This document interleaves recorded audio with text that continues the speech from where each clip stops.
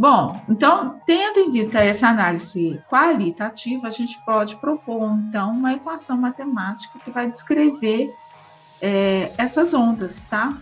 E aí, é claro que vai entrar dentro dessas equações as grandezas físicas, velocidade, amplitude de oscilação, período, frequência linear e comprimento de onda.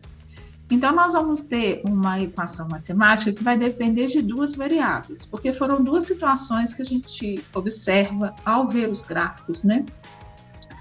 Você vai ter, então, uma posição y de cada uma das partículas para cada partícula que está na direção x, e elas vão mudar essa posição à medida que o tempo passa. Então, vai ter que ser uma função de onda do tipo y que depende de x de t, tá? E aí ela vai descrever a posição da partícula do meio em função do tempo. Então, vamos começar aqui pelas ondas senoidais, tá? Vamos pegar, então, esse mesmo exemplo que nós tratamos lá. Coloquei aqui a figura novamente para a gente sempre retornar à discussão, retornar ao gráfico como um ponto de base. Então, o que nós vamos ter? A equação, então, vai ser uma função de yx de t, vai ter uma amplitude de oscilação, né, que corresponde a essa distância. Vai ser uma função periódica, então nós vamos escolher aqui como função periódica o seno, mas pode ser perfeitamente cosseno também, porque a diferença entre seno e cosseno é uma constante de fase. Esse aqui passa a ser, então, o termo oscilante, seno de kx menos ômega t. O que está dentro de parênteses é, então, a fase. Dentro da fase vai aparecer o número de onda, K, que não é a constante da mola, tá, gente, por favor. Aqui é um novo conceito físico que vai aparecer. A posição x, porque nós estamos considerando que ela está movimentando na direção x, tá bom?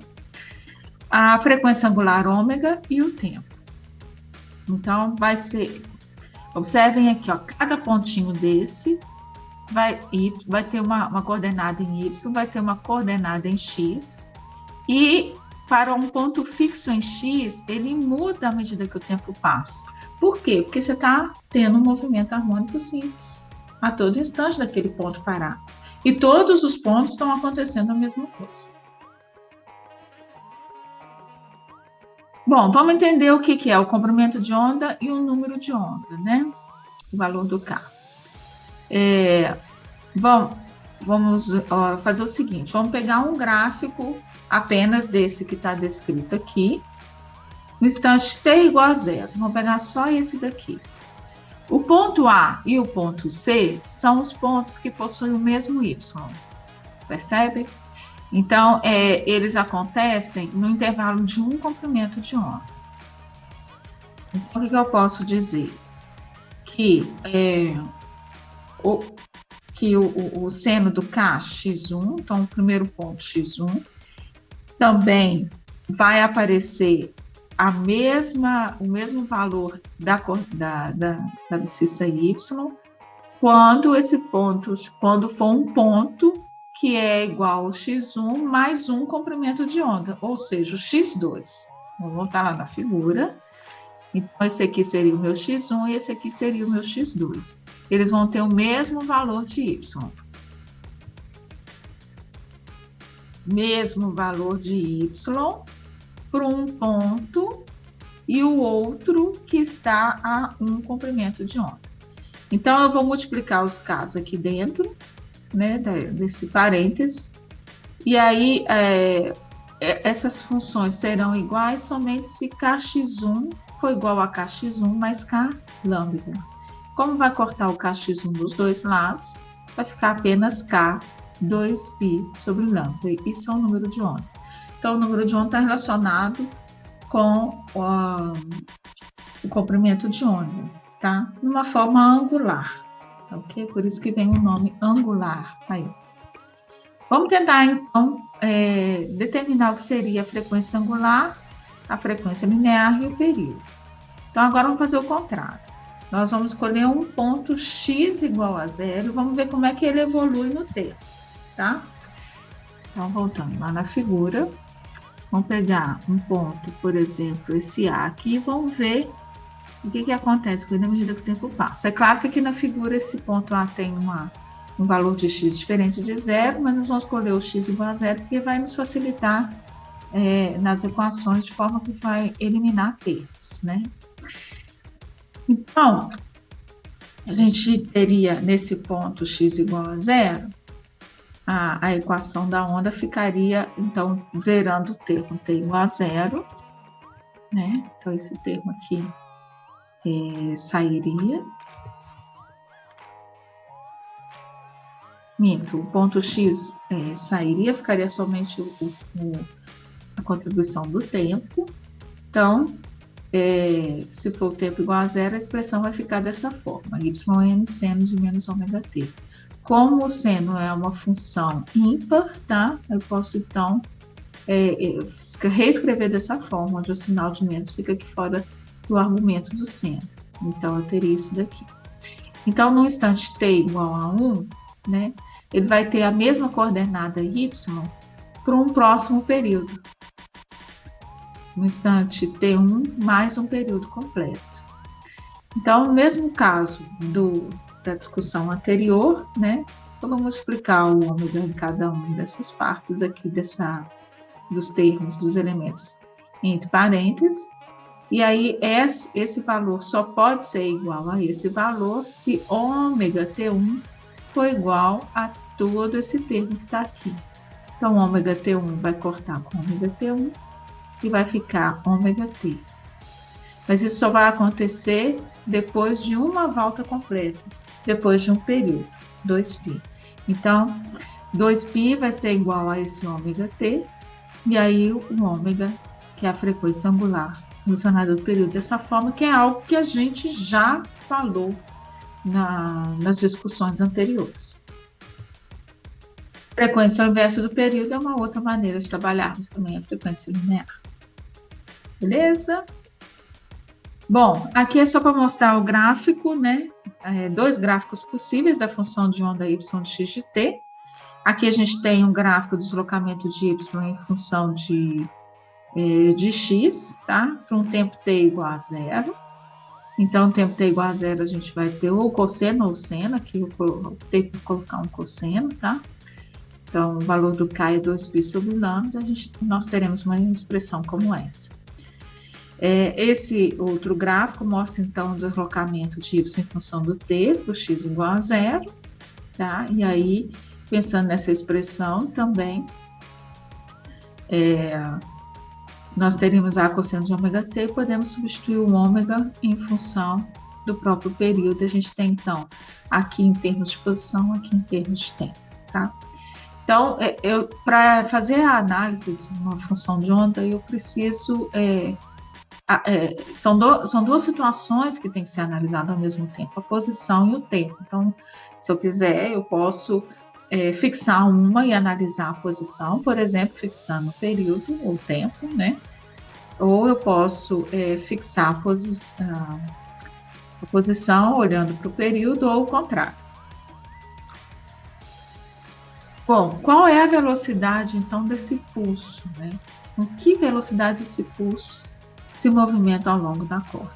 Então, vamos pegar dois pontos, tá? Que não são necessariamente o mesmo ponto, mas que dá a mesma forma da onda.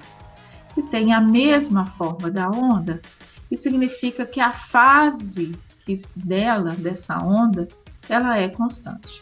Então, lembrando aqui que a fase... O que é a fase? Eu vou escrever de novo aqui, y de x de t igual a amplitude seno de kx menos ômega t. Então, a fase é essa parte que está aqui, kx menos ômega t, tá? Então, ela é constante. A derivada em relação ao tempo de kx menos ômega t ficaria k dx dt menos ômega. Isso tem que ser igual, se é uma constante, a derivada de uma constante é zero.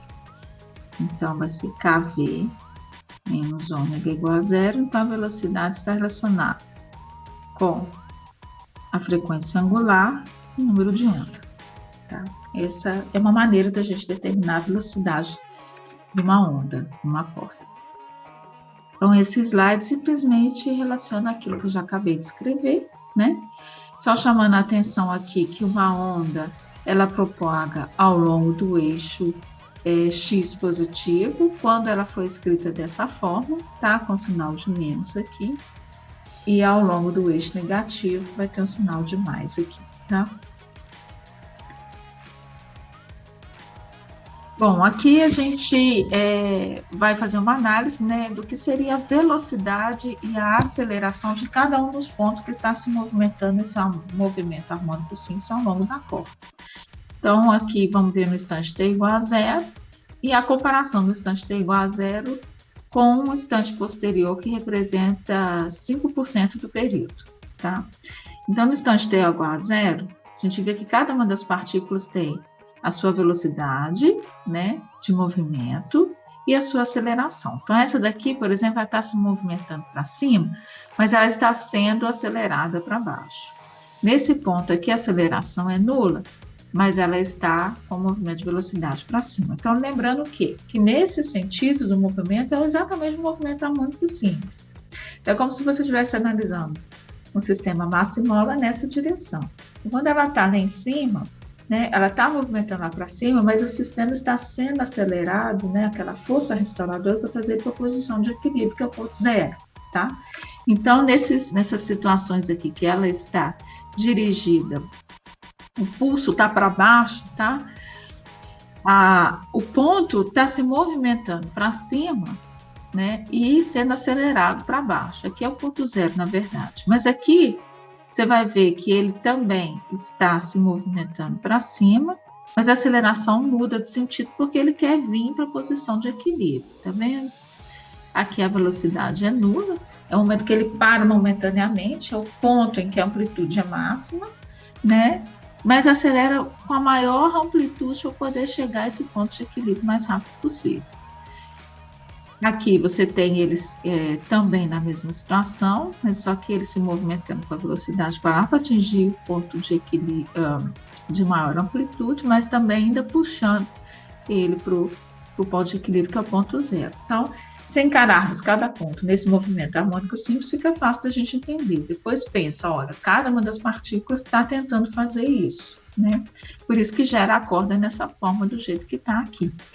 Então, se eu olhar num instante posterior, é o que eu tinha dito há pouco, se uma partícula está nessa posição 1 inicialmente, ela depois está nessa posição 1'. Estão vendo? As posições que eles vão alterando, então, à medida que o tempo passa. Então, o que a gente tem? A corda está em equilíbrio, né? Você está fazendo uma força, de repente você realiza um impulso sobre ela, né? Aplicando uma força.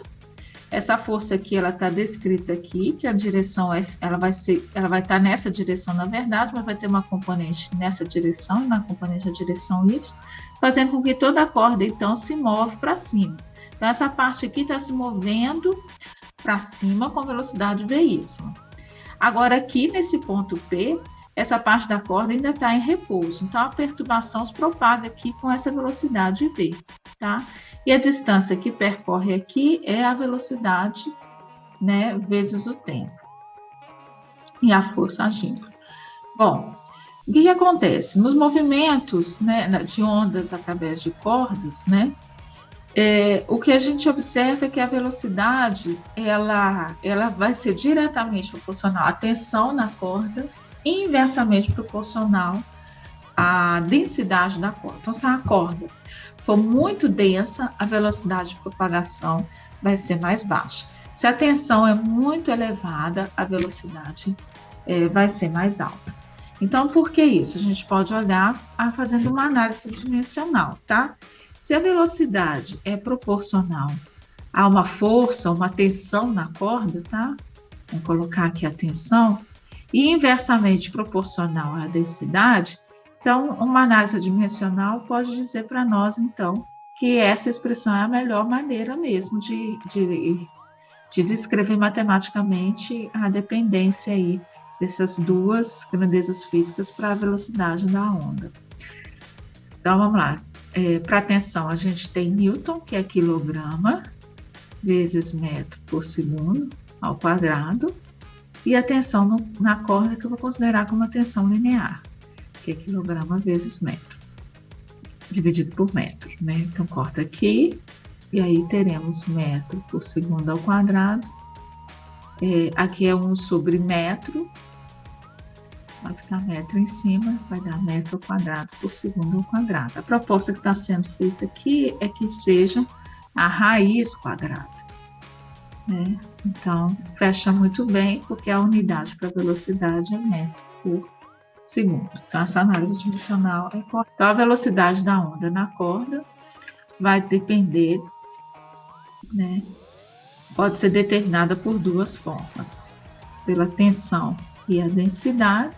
Então, a velocidade pode ser determinada pela raiz quadrada da tensão e a densidade da corda, ou ainda, né, pela